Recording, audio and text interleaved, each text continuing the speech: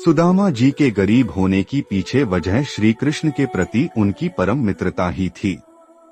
जानिए कैसे।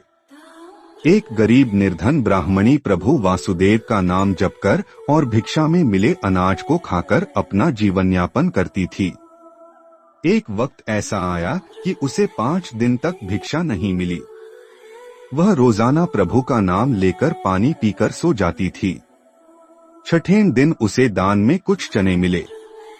रात में वे चने वह सिरहाने रखकर सो गई कि अगले दिन भगवान का भोग लगाकर वह चने खाऊंगी।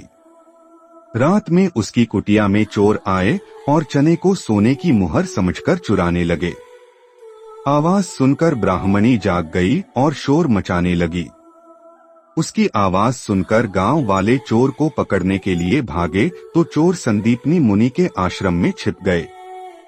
संदीपनी मुनि के आश्रम में ही कृष्ण और सुदामा उन दिनों शिक्षा ग्रहण कर रहे थे।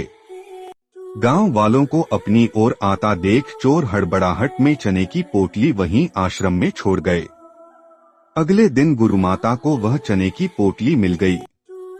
उधर भूखे व्याकुल ब्राह्मणी को जब पता लगा कि चोर उसके चने चुरा कर ले गए हैं तो उसने शाप दिया कि जो भी उन चनों को खाएगा वह दरिद्र हो जाएगा।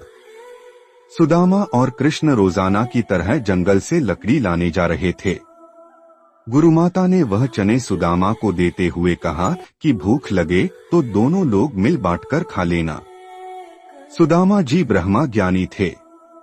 चने की पोटली हाथ में आते ही उन्हें सारा रहस्य समझ आ गया। तब उन्होंने सोचा कि यदि ये चने उन्होंने कृष्ण को खिला दिए तो सारी सृष्टि गरीब हो जाएगी। उन्होंने सोचा, मैं कदापि ऐसा नहीं कर सकता। मेरे रहते मेरे भगवान दरिद्र हो जाएं, ऐसा नहीं हो सकता। इसलिए उन्होंने बिना कृष्ण को दिए सारे चने खुद खा लिए। मगर भगवान कृष्ण भी समझ गए थे कि सुदामा ने ऐसा क्यों किया। फिर कई वर्षों के बाद सुदामा जब कृष्ण के द्वार पर आए तो उन्होंने अपने इस परम मित्र को गले से लगाकर उनकी सारी दरिद्रता दूर कर दी।